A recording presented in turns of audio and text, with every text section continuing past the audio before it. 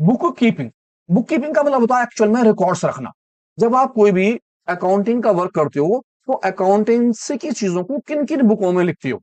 जैसे कैश की सारी बातें आप कैश बुक में लिखते हो, परचेज की सारी बातें परचेज बुक में लिखते हो, सेल की सभी बातें सेल बुक में, इसी तरह परचेज रिटर्न की बात परचेज रिटर्न में और सेल रिटर्न की बात सेल्स रिटर्न में। तो इसके बाद जो भी चीज बचती है वो सारी की सारी जनरल प्रॉपर में रखते हो। मतलब ये हुआ कि बुक कीपिंग का मतलब हो गया रिकॉर्डों को रखना। इन सभी इंफॉर्मेशन को रिकॉर्डों को एक सेट ऑफ बुक में रखने को हम बुक कीपिंग कहते हैं। देन हमारे पास आता है अकाउंटिंग। अब क्योंकि इसमें आ गया आईएनजी, आईएनजी का मतलब आप समझते हैं, इंग्लिश में आईएनजी का मतलब होता है रनिंग, यानी कि जो वर्क आप कर रहे होते हो।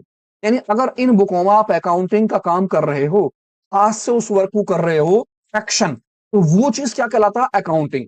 अगर आप उस वर्क को कर रहे हैं तो वो काम अकाउंटिंग है।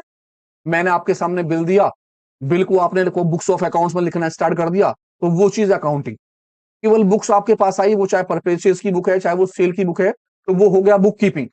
देन इसके बाद आता है अकाउंटेंसी। अकाउंटेंसी का मतलब होता है क्या चीज, नॉलेज।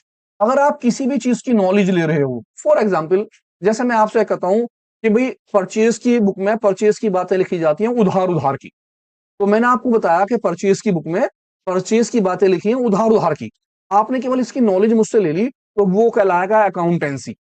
अगर आप बिल लेते हो, बिल लिखने के बाद बुक्स लेते हो, तो जो बुक्स आपने ली वो हो गया अकाउंट बुक कीपिंग रिकॉर्डिंग।